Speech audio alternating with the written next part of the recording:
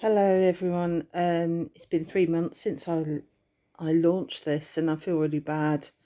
It's just having other stuff going on, and then lack of confidence. I started an MA in photography, which has been quite a challenge because I've not had support until recently through the disability student allowance uh, um, fi- student finance that's taken months and months. I applied in March and it came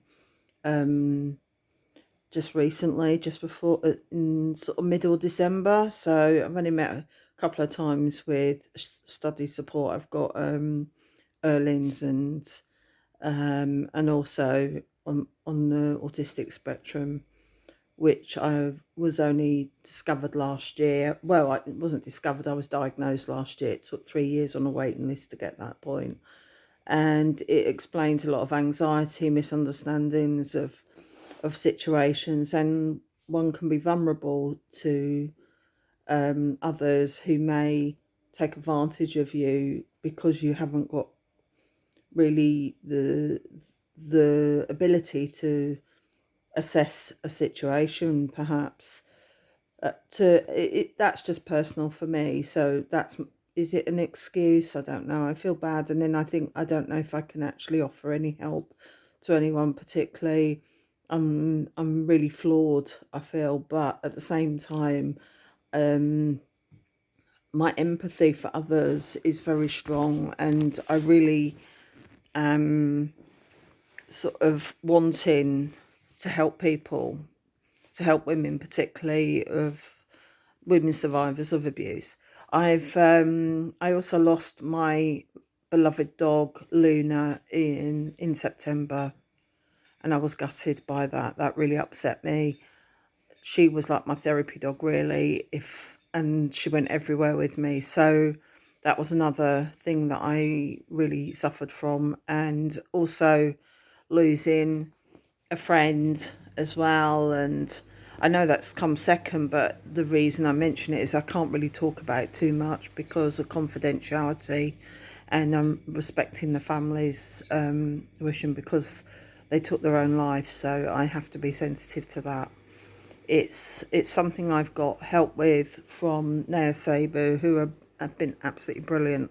Yasmin and my father, the counsellor, has been ace. So it has been a challenge, and I think we are resilient individuals in one way, but we have to be kind to ourselves when we can't quite come up to it.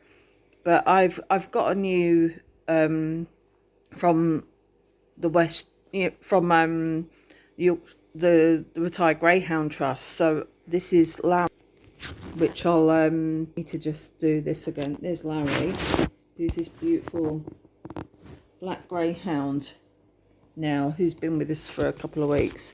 So he's settling in, and it keeps me company, and it helps. It really does, particularly in these isolating times.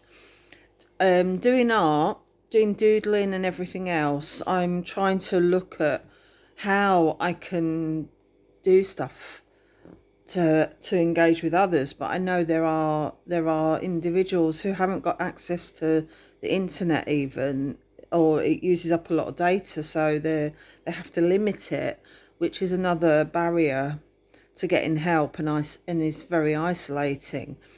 Depression as such, of which I do suffer from, is that you feel like you're watching a film going on and you're not part of it, and you can't connect to something, you can't connect to that, the situation or those people around, and finding the words, where do you start with, so you just say you're fine.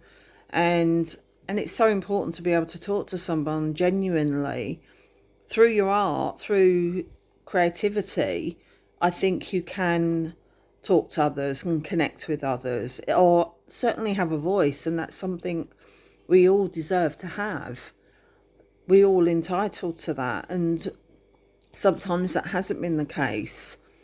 So I really do believe that we should all have a voice, and we can do that through creativity, through photography even. I'm looking at photography because that's accessible to me.